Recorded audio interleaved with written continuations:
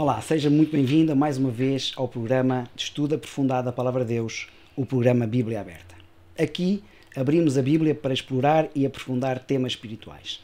E nesta temporada nós estamos a estudar o magnífico livro dos Salmos, um livro riquíssimo e profundo que transmite a vontade de Deus. Muito obrigado pela sua preferência pelo nosso programa. Como sabe, pode ver-nos através do canal 186 da Mel, na televisão, ou se ainda não é cliente Mel, pode ver-nos no canal do YouTube da Novo Tempo Portugal, ou se preferir ouvir rádio, pode fazer-nos na Rádio Clube de Sintra, em 91.2 FM, na Grande Lisboa. Como vê, tem muitas formas de se conectar connosco. O importante é estarmos juntos. É uma alegria saber que está aí desse lado, seja em casa, no carro ou no digital.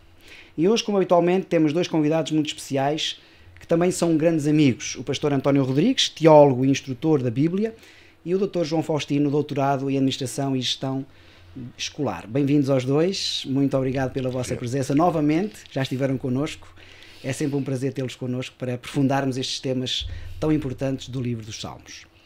E hoje, como sempre, vou começar com um Salmo 118, 22, que diz: a pedra que os edificadores rejeitaram tornou-se a cabeça de esquina. Eu gosto muito deste texto, porque este texto é replicado posteriormente em textos posteriores no Novo Testamento. Por exemplo, o apóstolo Pedro, em 1 Pedro capítulo 2, versos 4 a 6, vai confirmar e vai falar sobre esta pedra que é escrita aqui no livro de Salmos 118. E o apóstolo Pedro vai dizer o seguinte: chegando-se para ele pedra viva, reprovada, na verdade, pelos homens, mas para com Deus eleita e preciosa. Vós também sois pedras vivas, edificados casa espiritual e sacerdócio santo, para oferecer sacrifícios espirituais agradáveis a Deus por Cristo Jesus. Por isso, também na Escritura se contém: eis que ponho em Sião a pedra principal de esquina, eleita e preciosa, e quem nela crer não será confundido.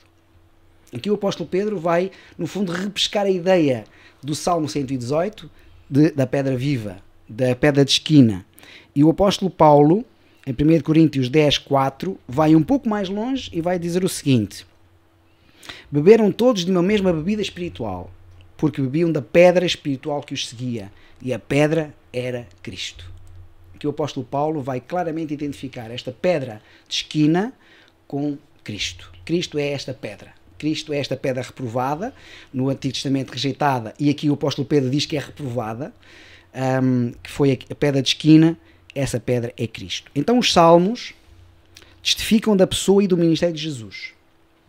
Ou seja, quase todos os aspectos da obra de Cristo é prefigurada e predita com grande precisão no livro dos Salmos. É então um livro profético, este livro dos Salmos, sobretudo as profecias messiânicas de Jesus, que viria como Messias. Os escritores do Novo Testamento consideravam o livro dos Salmos como uma fonte importante para a compreensão da vida e da obra de Jesus. Temos o Salmo 16, o Salmo 22, 24, 27, 41, 45, 68, 69, 72, 101, 109, 110, enfim, tantos outros que nos falam de profecias relativas ao nosso Mestre Jesus Cristo. A sua divindade, a sua filiação, a sua obediência, o zelo pela causa de Deus, o seu sofrimento, o sacerdócio e a sua realeza, a sua morte e até a sua ressurreição, tudo está predito no Antigo Testamento, neste livro dos Salmos. O Espírito Santo orientou os profetas e escritores do Novo Testamento na concretização daquilo que diz respeito a Cristo. Isto mostra uma unidade na Bíblia. 66 livros, dos quais nós podemos ver 40 a 45 escritores diferentes, mas a palavra de Deus nunca se contradiz. E nós vemos aqui no livro dos Salmos uma unificação, uma unidade muito forte. E uma das imagens que nós vemos mais, e que eu particularmente é muito querida para mim, é a questão de Jesus como pastor. Nós temos no Salmo 23, Jesus o bom pastor, nada nos faltará, e depois temos em João 10 uma confirmação desse Jesus como pastor. E eu faço uma pergunta ao António. Não, vou começar pelo João. Pode ser? Pode. João? Que ligação existe entre o rebanho e o pastor? Bom dia a todos. Bom dia. as ovelhas conhecem o seu pastor, não é? E nós vemos isso em João 10, 27, diz assim: as minhas ovelhas ouvem a minha voz, eu as conheço e elas me seguem. Portanto, elas conhecem o seu pastor, existe um conhecimento mútuo, porque as ovelhas conhecem a sua voz, mas também o pastor conhece cada uma das suas ovelhas. Uma construção de confiança mútua entre pastor e ovelhas. E isto é bonito, porque se nós formos as ovelhas, ouvimos a voz de Deus, mas há uma preocupação de Deus sobre cada um de nós. E isto é um reflexo e é bonito compreender ter esta visão clara daquilo que Deus quer de cada um de nós e daquilo que nós também queremos da parte de Deus. Se um pouco mais atrás, em João 10, 11, diz-nos aqui que 10, 11, eu sou o bom pastor dá a vida pelas suas ovelhas. Aqui a relação vai um pouco mais do que o ouvir e seguir. Há aqui uma relação de um pastor que nunca abandona as suas ovelhas, e elas sabem isso, mas mais do que isso está disposto a morrer por elas, e isto só numa relação muito íntima de amor podemos entender este limite. Humanamente, se calhar, entre pais e filhos, o pai ou os pais amam os seus filhos ao ponto de se calhar, ou conseguirem dar a vida por eles, mas no aspecto geral isto é bastante difícil de nós compreendermos. Como é que alguém tem um amor tão grande que vai ao ponto de uma preocupação extrema, que vai ao ponto de poder morrer por essa pessoa. E em João 10, 16, nós vemos que 16, ainda tenho outras ovelhas, não deste aprisco, e a mim me convém conduzi-las, elas ouviram a minha voz, e então haverá um rebanho e um pastor. Ou seja, para além daqueles que são conhecidos, para além daqueles que já estão no rebanho, ainda existem outras. Ou seja, no mundo existem aqueles que já estão em conexão com o pastor, que já têm uma relação de intimidade, que já ouvem bem a sua voz, que já compreendem, mas existem outros que ainda precisam de sentir esta possibilidade de ter alguém que morreu por eles.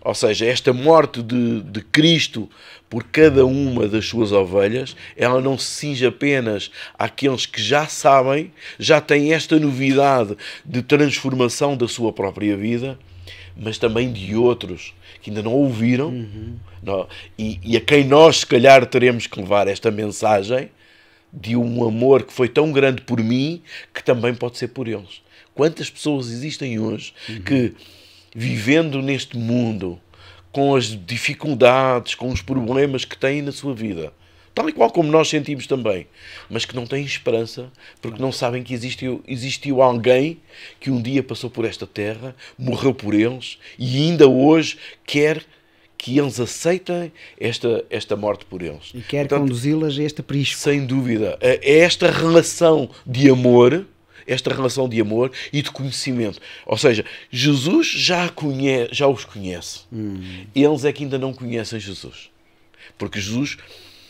Ou seja, eles ainda não conseguem compreender a voz do pastor. Mas o pastor já sabe onde é que elas estão. E quer que eles venham e que ouçam a sua voz e que este ouvir a sua voz os traga para junto de todos os outros. Achamos nós, cristãos, que somos nós, que já ouvimos esta voz e que já estamos neste aprisco. Mas ainda haverá outros que ainda terão que vir. Aí no capítulo 10 tu falaste, vai haver aqui um contraste que Jesus vai fazer entre o bom pastor, que é ele próprio, e o mercenário. Porque diz, mas o mercenário, aquele que não é pastor, de quem não são as ovelhas, vê vir o lobo, deixa as ovelhas e foge. E o lobo arrebata e dispersa as ovelhas. Ora, o mercenário foge porque é mercenário e não tem cuidado das ovelhas. Mas eu sou bom pastor. Eu conheço as minhas ovelhas e das minhas sou conhecido. Ou seja, ele não é mercenário. O mercenário é aquele que deixa vir o lobo e foge do lobo, e o lobo dispersa as ovelhas. Mas Jesus não. Jesus protege-as. O mercenário é alguém que só quer o lucro. Vai ali cumprir a sua missão para obter qualquer coisa. Não é? E Cristo não. É a diferença em ter uma relação connosco ou não ter uma relação connosco. O mercenário não quer uma relação connosco. Quer obter o seu resultado final. Claro. E Cristo, para além do resultado final, ele tem uma relação connosco. Dá-nos liberdade de nós podermos seguir ou não seguir, ouvir ou não ouvir a sua voz, depois de conhecermos. É claro que há os outros que ainda não conhecem, esses conhecendo também têm esta oportunidade.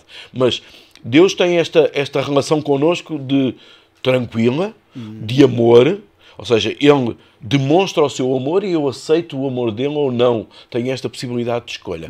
O mercenário não. O mercenário apenas quer obter o resultado final sem relacionamento com sem relacionamento. E é este relacionamento que faz a diferença entre o verdadeiro pastor e o mercenário. Esta relação que nós conseguimos ter de alguém que nos ama e que faz tudo para estar connosco. E, no fundo, o querer, a disponibilidade de morrer pelas suas ovelhas. Nós sabemos que Cristo já morreu por cada um de nós. Claro. Ou seja, nós estamos antecipados em relação àquilo que a palavra de Deus nos traz. No passado não se sabia o que é que ia acontecer, mas nós já sabemos que Cristo veio, que morreu por nós e que hoje a sua morte representa a nossa vida. E o Salmo 23 diz mesmo que leva a águas tranquilas, ou seja, há aqui um cuidado, há aqui estar atento às necessidades das ovelhas. Lucas vai acrescentar aqui um ponto que me parece importante sobre esta questão das ovelhas. Eu gosto muito deste texto, é um texto que mostra o valor de cada ovelha. Em Lucas capítulo 15, versos 4 a 6, vai dizer assim: qual é o homem dentre vós que, tendo 100 ovelhas e perdendo uma delas, não deixa no deserto as 99 e vai atrás daquela que se perdeu, até a poder encontrar? E achando-a, coloca-a sobre os ombros, jubiloso, e chegando a casa, convoca os amigos e vizinhos e diz-lhes: alegrai-vos comigo, porque achei a minha ovelha perdida. Então, interessante é que este pastor que tu estavas a falar, ele deixa 99 ovelhas tranquilas no aprisco, em paz, em segurança, e vai buscar aquela que se transviou, aquela que se perdeu. Porquê? Porque essa ovelha que se perdeu é conhecida pelo pastor, porque o pastor conhece todas elas individualmente, aí mostra claramente o valor de cada ovelha.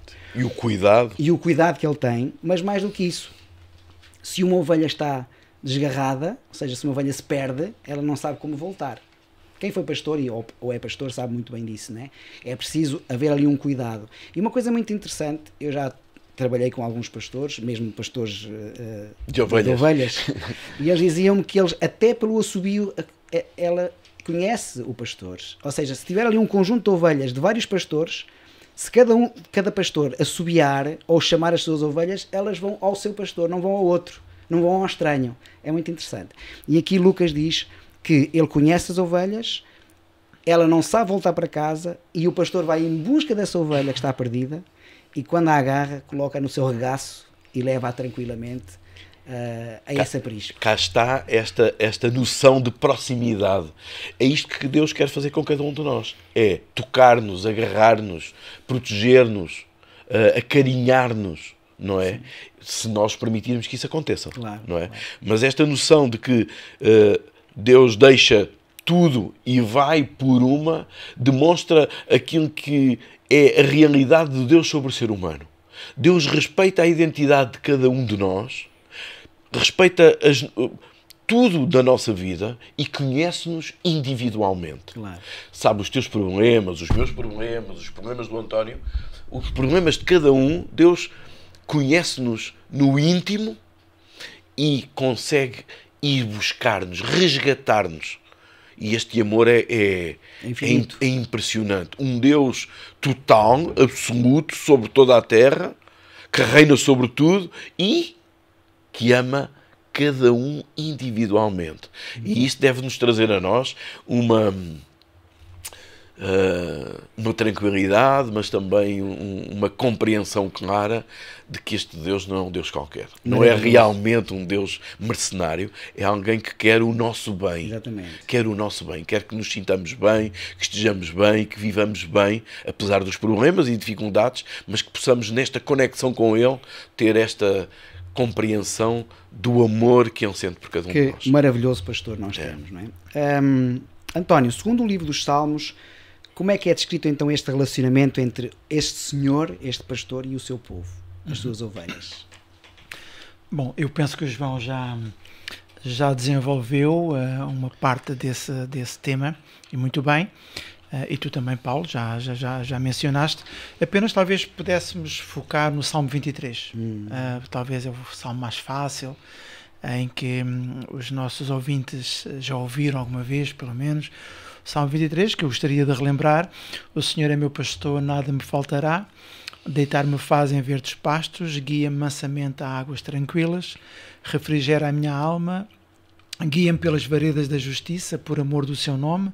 Ainda que eu andasse pelo vale da sombra da morte, não temeria mal algum, porque tu estás comigo, a tua vara e o teu cajado me consolam.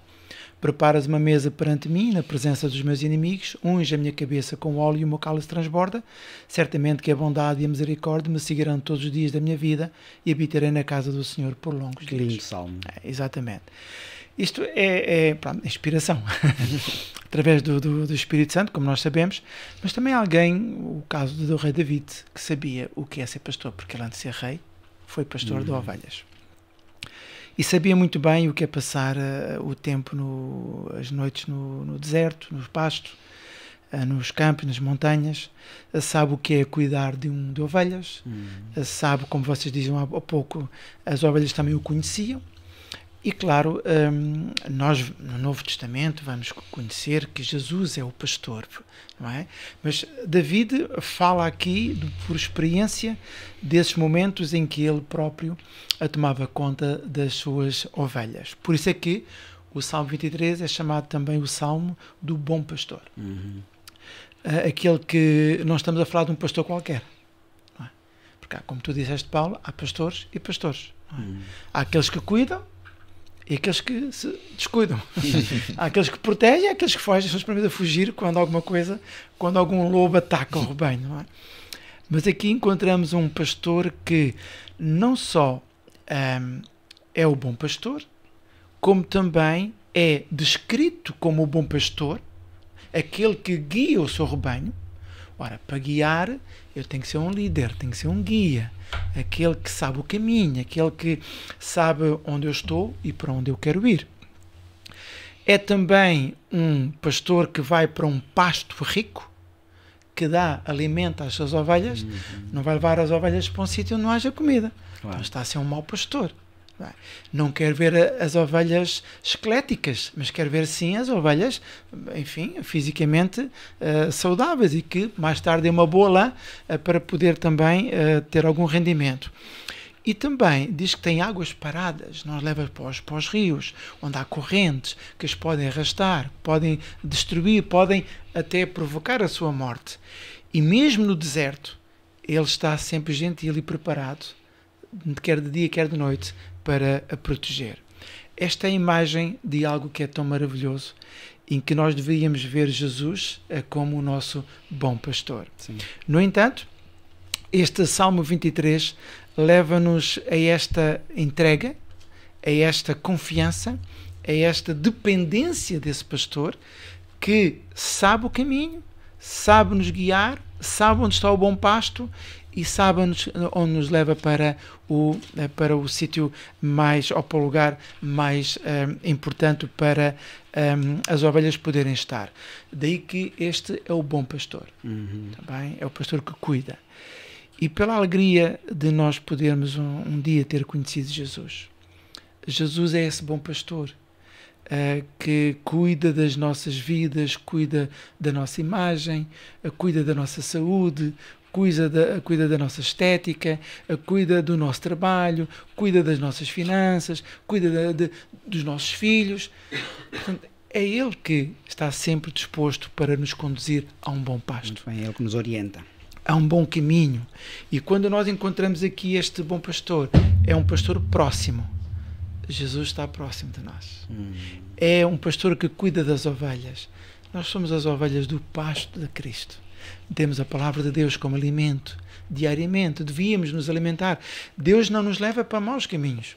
Não nos mostra caminhos errados, caminhos tortos, poços profundos. Mas sim, leva-nos para um lugar seguro, tranquilo. Se confiarmos em Cristo, tranquilamente andaremos na nossa vida. Muito bem. E mesmo quando nós nos desgarramos, como aquela ovelha de Perdida, Lucas, digamos assim. perdida, né? Ele vai atrás de nós porque nos ama e nos quer no seu regaço e nos quer tranquilos no aprisco dele, ou seja, ele não nos deixa sós. Por isso é que aí no Salmo 23 diz: ainda que eu andasse pelo vale da sombra da morte, não temeria mal algum, porque tu estás comigo. Não é? O Senhor não nos abandona nunca. E é verdade que quando passamos por algumas situações difíceis na vida, quem não é crente, quem não acredita em Deus, tem alguma dificuldade. Vai buscar algumas coisas, enfim, que possam tocar ou possam ter para dar alguma segurança. Mas quem é crente e vive pela fé, sabe que tem ali bom pastor. Mesmo que por vezes o vale da sombra da morte surja na nossa vida, não temerei. Amém. Vou agora repescar uma ideia que eu tinha dado no início, logo na pequena introdução, que é a ideia do Messias e sobretudo o Messias sofredor. Porque, como eu disse logo na altura, o livro de Salmos é um livro profético, sobretudo nas profecias respeitantes a Jesus Cristo, que depois será a concretização, e nós vemos esse cumprimento no Novo Testamento. Por exemplo, o Salmo 22 mostra o Messias sofredor, é um salmo de uma profecia messiânica direta, porque muitos pormenores que ali estão não podem ser ligados ao rei Davi. Não se enquadram no rei Davi, enquadram-se sim em Jesus. Por exemplo, na cruz, Jesus orou as palavras do Salmo 22:1 que diz: Deus meu, por que me desamparaste? Ou seja, as mesmas palavras que Jesus utilizou estavam já escritas no tempo de Davi, no Salmo 22. E portanto este tormento, este sofrimento da separação de Deus que Jesus com o seu Pai, não é? Jesus carregou o fardo do mundo e ele era um com o Pai desde a eternidade.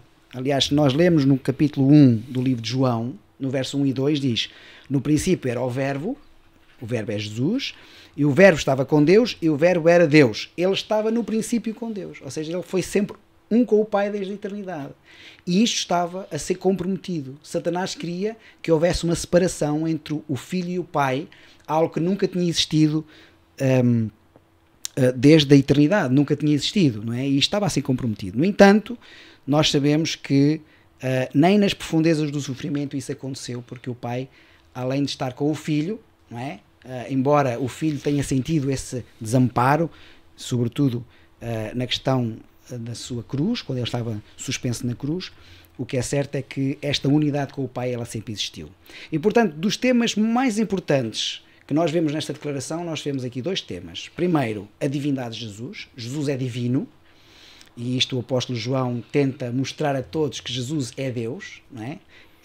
E depois, ele é um com o Pai. É a unidade que Jesus tem com o seu Pai, não é? Esta incomparável unidade que Satanás queria colocar em causa. No entanto, nem as profundezas do sofrimento puderam quebrar esta unidade. Jesus mesmo disse: eu e o Pai somos um. São João 10:30. Não é? E há alguma coisa que eu gostaria de destacar antes de fazer aqui uma pergunta ao António, que está em São João 1 também, do versículo 10 a 12. Diz assim, António, eu acho que é muito importante porque isto mostra a necessidade de nós reconhecermos bem quem é Jesus. Aliás, o João estava a dizer, não é? Nós conhecemos o pastor e o pastor conhece as ovelhas, não é? Mas reparem aqui que este rebanho, no tempo de Jesus, não o conheceu. Porque diz assim em João 1, 10 a 12. Estava no mundo, o mundo foi feito por ele, portanto Jesus foi o agente da criação de Deus, e o mundo não o conheceu. Veio para os seus e os seus não o receberam. Mas a todos aqueles que o receberam, porque ainda alguns o fizeram, deu-lhes o poder de serem chamados filhos de Deus àqueles que crerem no seu nome. Portanto, aqui António diz aqui que veio para os seus e os seus não o receberam. Como é que o Messias foi tratado por aqueles que ele tinha vindo salvar. Realmente o Salmo 22 e o texto de João ajuda-nos a compreender muito bem como Jesus foi tratado. O Salmo 22 antecipa, digamos assim, é uma profecia que vai falar sobre o que Jesus iria passar nos seus dias. Por exemplo, eu posso ler aqui no Salmo 22, verso 16: Cães me rodearam e ajuntamento de malfeitores me cercou, trespassaram-me as mãos e os pés. Enquanto que no Salmo 23, como nós falámos, o Senhor é meu pastor, nada me faltará, o Salmo 22 não. O Salmo 22 é um salmo que traz, ou que vai demonstrar a aflição, demonstrar aqueles que vão abandonar, vai mostrar aqueles que vão maltratar Jesus. O que nós hoje podemos compreender melhor quando Jesus disse: eu não vim para fazer a minha vontade, mas vim para cumprir. Cumprir o quê? Tudo o que antes estava escrito. Na lei dos Salmos e na lei, nos Salmos e nos Profetas. Tudo aquilo que foi escrito para que o ser humano, ao ler, por exemplo, o Novo Testamento, não duvide, mas que saiba que o Novo Testamento é a concretização do Antigo Testamento. Se eu separar, há crentes que separam, dizem que o Antigo Testamento como é antigo, não vamos ler o Antigo Testamento. Está em desuso. Se eu ler só o Novo Testamento, falta qualquer coisa. Porquê é que Jesus veio? Mas porquê é que ele sofreu? Porquê é que ele morreu? Sim. Eu tenho muitos porquês. Mas mesmo Jesus e os escritores do Novo Testamento usaram o Antigo. Exatamente. Mas se eu ler o Antigo e depois ler o Novo, dizer, agora compreendo porque é que aconteceu isto. E quantas vezes Jesus dizia: não, deixem, convém que isto se cumpra. O que de mim estava escrito. Então, estava escrito onde? Tinha que ser o passado, não podia ser no tempo dele. E nós encontramos no Salmo 22, e quem sabe podemos desafiar aqui os nossos ouvintes para que tranquilamente possam ler o Salmo 22 Em casa.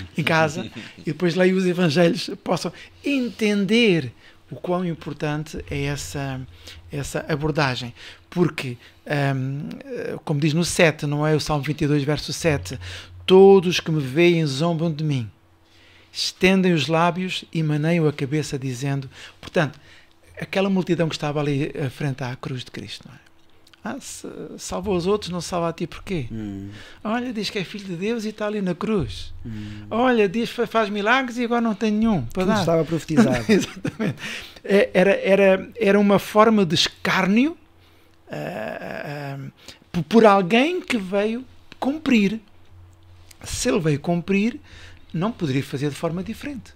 Não podia sair da cruz. Não, tenho poder, vou aqui fazer uns milagres e vocês vão todos morrer. Se ele veio para cumprir, tinha que, como tu estava escrito. E é isso que o ser humano por vezes não compreende. E o Salmo 22 leva-nos até esse Cristo sofredor. Leva-nos até esse Cristo que traz a salvação. Leva-nos às atitudes das pessoas. E não foi, mas Deus não obrigou. Porque está escrito, Deus não obrigou que aquilo acontecesse assim. Por, digamos, natureza humana, fez. Mas na sabedoria de Deus, sabia que o ser humano ia fazer isso. Deus já sabia que isso. É a ia omnisciência de Deus, não é? Isso é aquilo que é maravilhoso na palavra de Deus.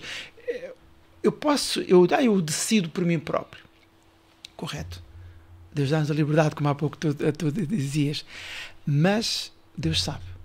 Deus conhece a minha liberdade. O que está fora de nós. Fora do nosso conhecimento. Porque Ele sabe tudo.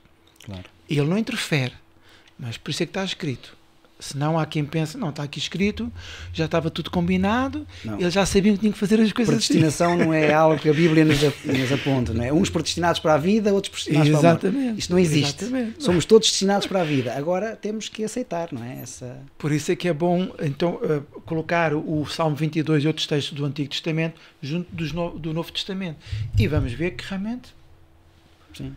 Como é que 1000 anos, 1500, 700 anos antes se escreveu coisas que iam acontecer 1 milénio depois? É o Espírito Santo, não é? Por isso é que Humanamente nós vemos falando, aqui uma unicidade da Bíblia que é incrível. Por exemplo, podemos falar em Isaías 53, que nos fala sobre esse Messias sofredor, não é? Eu gosto muito do texto de Isaías 53, para mim é um dos maiores hinos do Antigo Testamento sobre a vida de Jesus. E sobretudo este texto reflete mais a parte final da história de Cristo nesta terra, não é? Antes da sua morte. Quem deu crédito à nossa pregação e a quem se manifestou o braço do Senhor? Porque foi subindo como renovo perante ele e como raiz de uma terra seca, não tinha beleza nem formosura, e olhando nós para ele não vínhamos nenhuma beleza para que o desejássemos. Foi desprezado, o mais rejeitado entre os homens, homem de dores, experimentado nos trabalhos, e como um de quem os homens escondiam o rosto, foi desprezado, e não fizemos dele causa algum. E agora reparem, verdadeiramente ele tomou sobre si as nossas enfermidades. Ou seja, as enfermidades que eram nossas, ele as levou sobre si. Por isso é que Romanos capítulo 6, verso 23, diz: o salário do pecado é a morte, ou seja, nós merecíamos a morte, nós merecíamos. Porquê? Porque nós é que estamos enfermos. Ele era perfeito, sempre foi perfeito, mas ele levou as nossas enfermidades. Por isso é que Romanos 6, 23 continua dizendo: mas o dom gratuito de Deus é a vida eterna em Cristo. Não é? Porque Cristo levou as nossas enfermidades, levou as nossas dores sobre si, e nós o reputávamos por aflito, ferido de Deus e oprimido, mas ele foi ferido por causa das nossas transgressões, moído por causa das nossas iniquidades. O castigo que nos traz a paz estava sobre ele, e pelas suas pisaduras fomos sarados. Isto é lindo. Pelas suas pisaduras fomos sarados. Por aquilo que ele sofreu naquela cruz, a lança que o furou, por os cravos nas mãos e nos pés, nós fomos sarados. Depois ele diz: todos nós andámos desgarrados como ovelhas. E aqui entra mais uma vez a imagística das ovelhas, a imagem da ovelha. Todos nós andávamos desgarrados como ovelhas. Cada um se desviava pelo seu caminho. Mas o Senhor fez cair sobre ele a iniquidade de todos nós. E isto é muito importante. Ou seja, a nossa iniquidade, aquilo que nos devia levar à morte, caiu sobre Jesus, não é? E isto é algo inexplicável. Este amor que não tem limites, é um amor incompreensível da parte de Jesus, que é o cumprimento, digamos assim, das profecias do Antigo Testamento, sobretudo no livro dos Salmos. Há uma transferência de nós para Cristo, daquilo que nos deveria matar a nós. Sim. Para Cristo. Havia um resgate, sem não é? dúvida. Nós deveríamos morrer e não Cristo, porque ele é perfeito, mas ele morreu a morte que nos cabia a nós para nós termos a vida que ele tem direito. Isto é algo que está além da nossa compreensão. E o facto de, aqui no próprio Salmo 22, no verso 18, diz: repartem entre si as minhas vestes, não é? E lançam sorte sobre a minha túnica. Quando chegamos ao Novo Testamento, quando chegamos a Mateus 27 e vemos 35, vemos isso, dizemos: porquê é que eles foram fazer isto? Porquê é que o Antigo Testamento fez certas coisas, que tirar a túnica, lançar sortes, mas estava descrito para demonstrar que o Messias não é apenas no Novo Testamento, já não nasce no Novo Testamento. O Messias já vem desde antes da fundação do mundo. Certo. E isso tudo veio para cumprir. Deus tem um plano. Deus desorganizado. Deus não acorda hoje vou fazer isto aos seres humanos. Não. Deus tem um plano de salvação, como tem para mim, para ti, o Paulo e para o João. Tem um plano de salvação para todos, não é? Plano de salvação. Portanto, não estamos aqui por acaso, não nascemos nesta época por acaso, neste momento eu não estou a ouvir por acaso, ou não estou a falar por acaso. Tudo tem uma razão de existir. Deus está ao leme de tudo. Exatamente. E o Messias rejeitado tornou-se a fonte de salvação para o povo de Deus. Isto é que é mais interessante. Já vamos avançar aqui o nosso estudo. Vou agora dirigir-me a si, que está desse lado das câmaras, para partilhar consigo uma oferta muito especial que nós temos aqui no programa Bíblia Aberta. Temos uma oferta para si. É o manual Histórias de Esperança, um manual que nos fala sobre Cristo. São histórias da vida de Jesus que podem transformar também a sua história. São histórias que podem transformar a sua família também. É uma oportunidade única para si. O que é que tem que fazer? A grande notícia é que é totalmente gratuito. Você pode telefonar-nos ou enviar-nos uma mensagem de SMS ou WhatsApp para 933 939291, 933 939291, dizendo que quer receber este manual Histórias de Esperança, e eu vou repetir este número porque é muito fácil: 933 939291. Ligue ou mande uma mensagem que não vai arrepender-se. Este é um livro especial que pode ajudá-lo a si e à sua família a adquirir um conhecimento mais profundo da Palavra de Deus. Muito bem, eu gosto muito deste texto. Bendito aquele que vem em nome do Senhor, Jesus, o Messias, aquele que é a concretização dos anseios do Antigo Testamento e que depois é a concretização no Novo, não é? E que se cumpre no Novo. Mas nós temos aqui um resultado de uma rejeição desse Messias. Há pouco lemos: veio para o que era os seus e os seus não o receberam.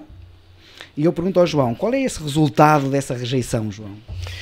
Vemos isso aqui no capítulo 118 do livro de Salmos, no versículo 22, diz que a pedra que os construtores rejeitaram, esta veio a ser a principal pedra angular.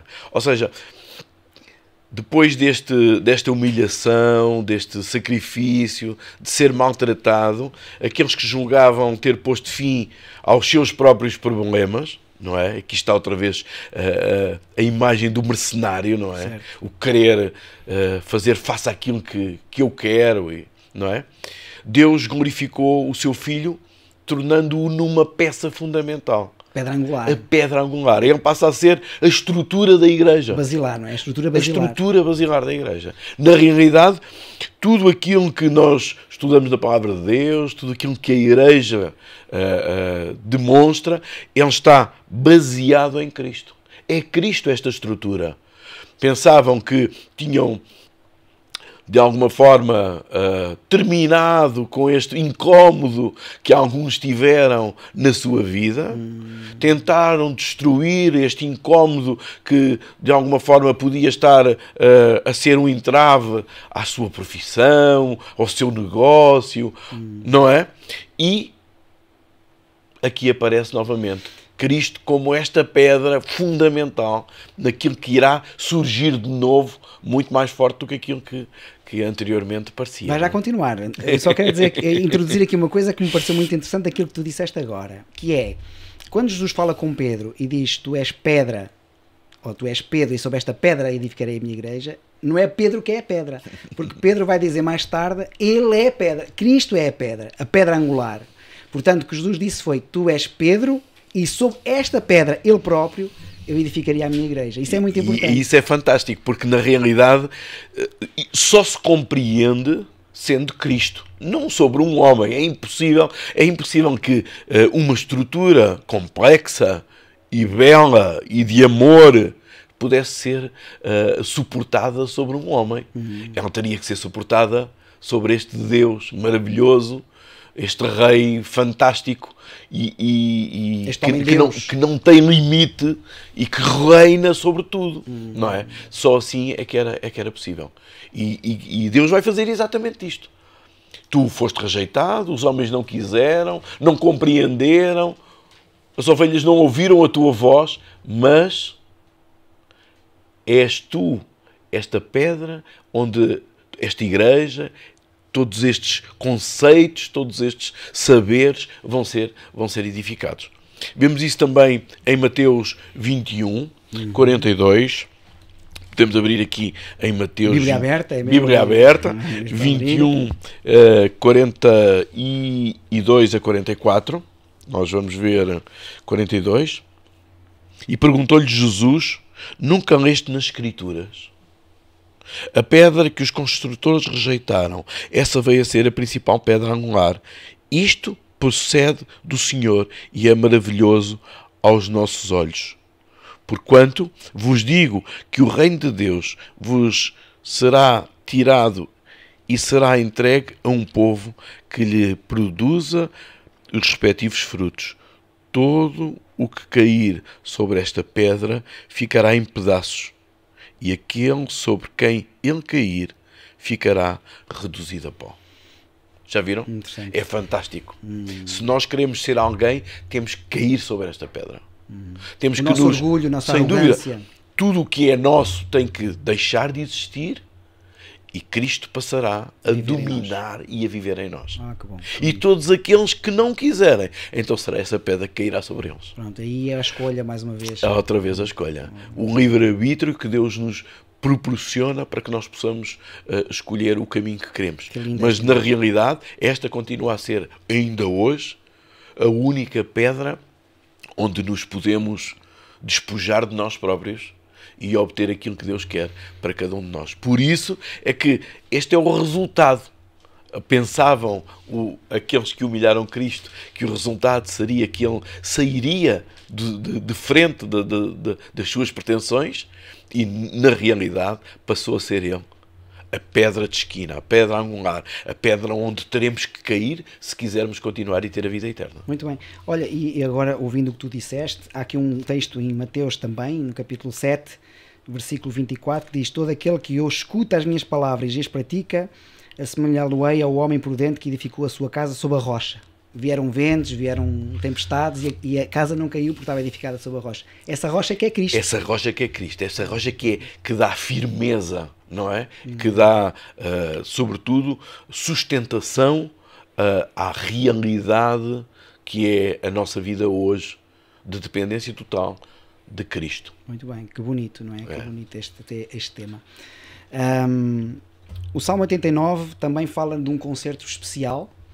Nós chamamos o concerto davídico, não é? Este concerto que contém a promessa de Deus de eterno apoio à linhagem de Davi e à prosperidade para o seu povo. A permanência deste concerto era estabelecida em duas partes, a parte de Deus e a parte do povo. E Deus sempre cumpriu a sua parte, porque Deus é fiel. Deus não falha. Mas o Salmo 89 lamenta a dura realidade de parecer que essas gloriosas promessas do concerto davídico, elas se perderam. Estaria o povo abandonado para sempre por Deus? Claro que não. Deus tem sempre como há pouco o António dizia, Deus tem sempre um plano, não é? Podes explicar-nos um pouco sobre isto, António, sobre este concerto davídico? Vamos tentar no Salmo 89.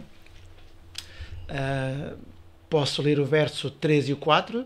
Disseste: fiz aliança com o meu escolhido, jurei ao meu servo David. Estabelecerei a tua descendência para sempre, edificarei o teu trono de geração em geração. Quando se lê estes dois versos, pensamos em David só, mas aqui fala da geração. E quando vamos a Mateus capítulo 1, verso 6, falamos que David, a geração, Cristo vem da geração de David, se assim podemos dizer, está bem?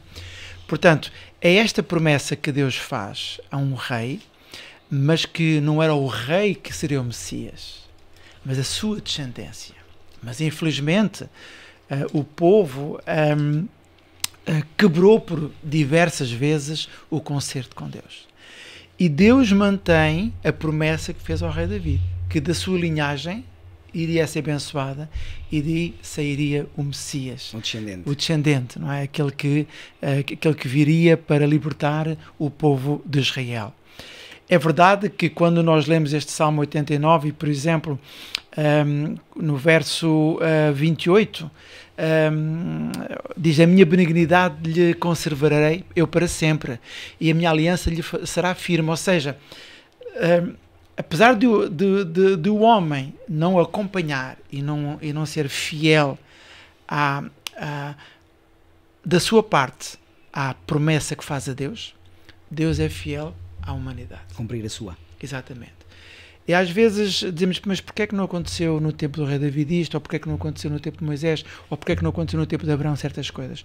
Porque, infelizmente, a história de Israel é uma história muito semelhante a uma montanha russa. Ora acreditavam em Deus, ora desacreditavam. Ora louvavam a Deus, ou duvidavam. E Deus não é assim. Deus não trata a humanidade assim. Deus tem uma linha horizontal, ou uma vertical neste caso. Deus quer ter uma relação direta e Deus é o mesmo, ontem, hoje e eternamente. Então, aqui o que vai acontecer é, infelizmente, a quebra por parte da humanidade, daqueles que descenderam também de David, a quebra da sua relação com Deus, mas Deus preserva uma linhagem, um remanescente, que sairá de Davi, um renovo, e que vem ao Novo Testamento mostrar essa aliança, vem cumprir essa aliança, vem dizer: olha, já se passaram 4 milénios, mas Deus nunca vos abandonou. E mesmo um dia eu deixarei de estar convosco, mas enviarei o Espírito Santo para estar convosco até à consumação dos séculos.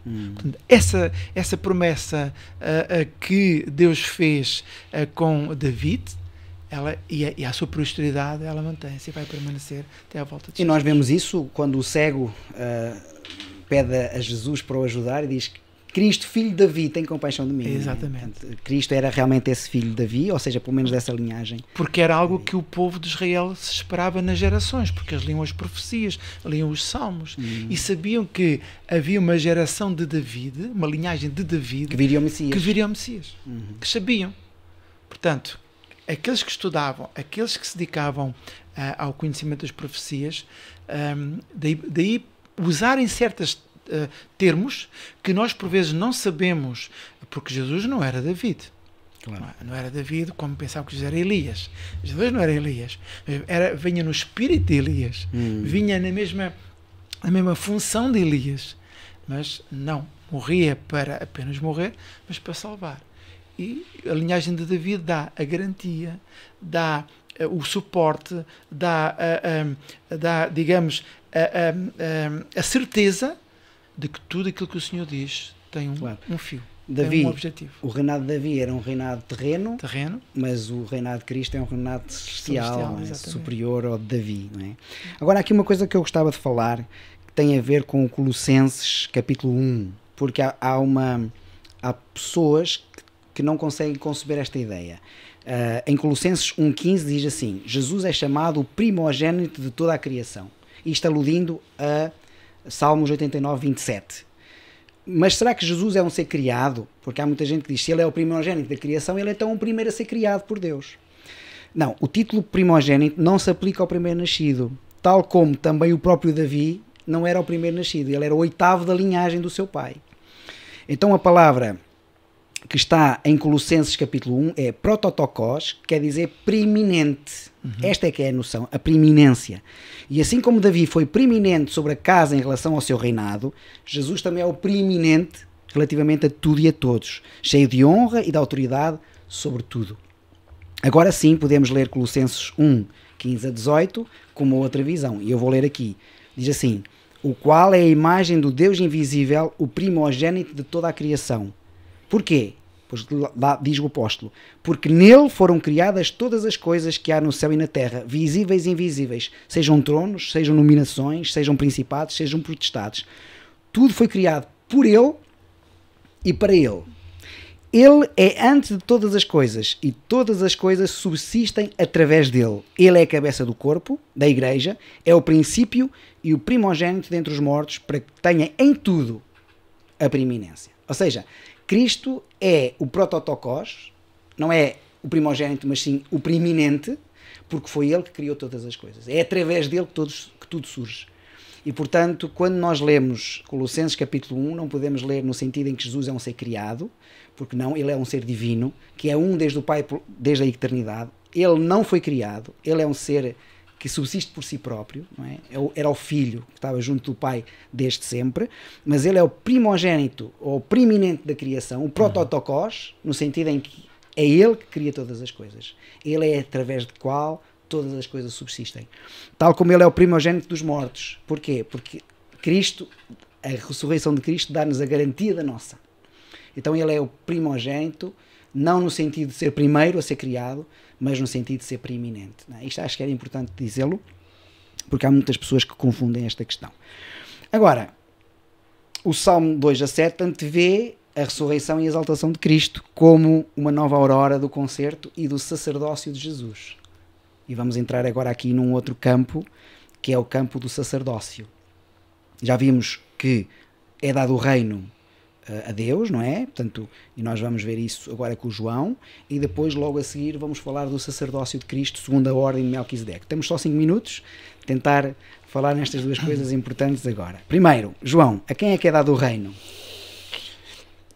O reino é dado, ou é estabelecido, nós podemos ver em Daniel 7, 22, diz que até que veio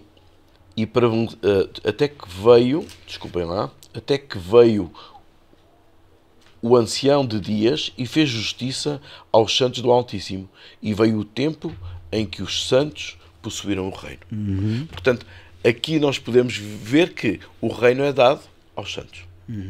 Eles serão quem herdará este reino. O seu reino é estabelecido e é dado aos santos. Mas em Salmos 2, no Salmo 2, 10 a 12, nós podemos ver também: Agora, pois, ó reis, sede prudentes, deixai-vos advertir, juízes da terra, servi ao Senhor com temor, e alegrai-vos nele com tremor. Beijai o filho, para que se não irrite, e não pereçais no caminho, porque dentro em pouco se lhes inflamará a ira. Bem-aventurados todos os que nele se refugiarem. Ou seja, bem-aventurados em todos aqueles que neles confiam. O Senhor, por causa da cruz e da promessa, o reino está garantido. Todos os que confiam no Senhor e se submetem a Ele beneficiam destas bênçãos.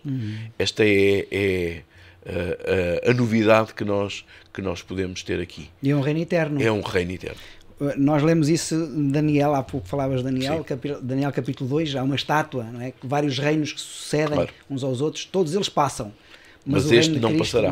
Não passará. E isso é maravilhoso. É eterno. As suas leis são eternas, ele é eterno. Não há aqui nada que nem ninguém nos pode enganar em relação a isto, dizendo que é assim ou é assado. Está escrito e é mesmo assim. Muito bem. Então aqui é rei, já falámos, mas também é sacerdote. Sacerdote segundo a ordem de Melquisedeque. O que é que isto quer dizer, António? Como é que nós podemos ver esta questão? Muito bem, é um texto muito interessante. Nós ouvimos por vezes usar essa expressão, não é? A segunda ordem de Melquisedeque. Se formos a Hebreus capítulo 7, talvez compreendamos muito melhor o que é que isso quer dizer, porque este rei Melquisedeque, aliás, foi um homem, foi um rei, o rei de Salém. E ele existiu fisicamente, mas tinha uma dupla função: rei e sacerdote. E como a Bíblia é um livro escrito, inspirado pelo Espírito Santo, digamos, escrito por Deus para compreensão humana, Deus dá-nos exemplos e mostra-nos por situações terrenas aquilo que é espiritual. Porque se ele falar só das coisas espirituais, nós não íamos entender talvez nem um terço daquilo que a gente podemos entender. Então, a forma como este rei, Melquisedeque, era um rei e sacerdote, assim Jesus também é rei e sacerdote, mas muito superior a Melquisedeque. Uma ordem muito, porque o reino é eterno, enquanto Melquisedeque, o seu reino tinha um fim. Passageiro, tinha um fim o seu reino. Não é? Também o seu sacerdócio tinha um fim, mas em Jesus não. Por isso é que é comparado, só para termos a noção de rei e sacerdote, porque não aconteceu muitas vezes isso na Bíblia, ser rei e sacerdote, não aconteceu. Aconteceu com Melquisedeque e vai acontecer com Cristo, mas o reino de Cristo é sempre eterno, é superior, não irá terminar. Este é um concerto superior baseado nele e não nos atos humanos falíveis. Exatamente. É baseado, não é afetado pelo pecado nem pela morte, que aconteceu com Melquisedeque. Morreu, não é? Mas Cristo não morre. Os sacerdotes humanos eram falíveis, falhavam e eram finitos. Mas Cristo não é. Por isso é que o Pai dá a Jesus o poder de julgar, rei, e o poder de ser advogado, sacerdote, intercede. Não é? E juiz também. Não é? E juiz também. E, portanto, todos os poderes são reunidos em Cristo. O rei de Salém não teve, o Melquisedeque não tinha esses poderes todos, mas Cristo vai ter. Por isso é que o seu ministério é muito superior do que, daí a imagem, a comparação, para fazer o contraste. Claro. Então o ministério de Jesus, podemos dizer isso, o ministério de Jesus no santuário celestial em favor do seu povo é de grande importância para os cristãos hoje, não é? O apóstolo Paulo usa uma expressão que é a âncora da alma, não é? Eu gosto muito desta questão da âncora da alma. E estamos quase a terminar, o tempo já se esgotou, não é? Mas ainda gostava de ler aqui um texto um texto que foi inspirado, creio eu, por Deus de uma forma muito particular, porque nos dá aqui uma noção daquilo que nós devemos fazer, ou seja, da nossa resposta, que é no livro de Hebreus, no capítulo 4, verso 4 a 16, diz assim: visto que temos um grande sumo sacerdote, Jesus, Filho de Deus, que penetrou nos céus, retenhamos firmemente a nossa confissão, porque não temos um sumo sacerdote que não possa compadecer-se das nossas fraquezas, ou seja, ele compadece das nossas fraquezas, porém como nós, em tudo foi tentado, mas sem pecado. E depois o apóstolo Paulo diz assim: cheguemo-nos, pois, com confiança ao trono da graça, para que possamos alcançar misericórdia e achar graça, a fim de sermos ajudados em tempo oportuno. Amém. Isto é uma coisa que eu acho que é inspirada por Deus de uma forma maravilhosa, não é? O apóstolo Paulo diz: temos um sumo sacerdote que se compadece das nossas fraquezas, das nossas necessidades, foi tentado como nós, não teve pecado, por isso pode ser o nosso sacerdote, digamos assim, o sumo sacerdote espiritual e sem mancha, não é? E depois ele diz: chegamos-nos, pois, com confiança ao trono da graça. E eu acho isto delicioso. Nós devemos chegar ao trono da graça através da oração, do relacionamento com Deus, com confiança, a fim de acharmos misericórdia. Estamos mesmo a terminar, o tempo já passou, mas ainda assim gostaria de deixar uma mensagem lá para casa, para o auditório, e talvez começasse com o António e depois o João a seguir. Talvez pegando neste exemplo de Jesus como rei e sacerdote. Jesus, sendo o rei e sacerdote, ele tem o poder de mudar as nossas vidas. Tem o poder de interceder, tem o poder ainda, porque vivemos no tempo da graça, de dar a si, prezado ouvinte, uma vida completamente diferente. Faça de Cristo o seu sacerdote. Faça de Jesus o seu rei. E não se vai arrepender. Muito bem, obrigado, António. João? Eu diria que Cristo continua a ser a nossa pedra de esquina. Ele deve ser o nosso sustento, a nossa rocha, a nossa armadura, o nosso cimento, aquilo que realmente deixe que isso se viva também na sua vida, deixe que Cristo seja o ponto fundamental, o eixo da sua vida, e vai ver que as coisas se vão tornar bem mais fáceis de viver. Obrigado, amigos. Obrigado pela vossa presença aqui. Foi sempre um prazer. É sempre um prazer ter-vos connosco. Que o Senhor vos possa abençoar grandemente.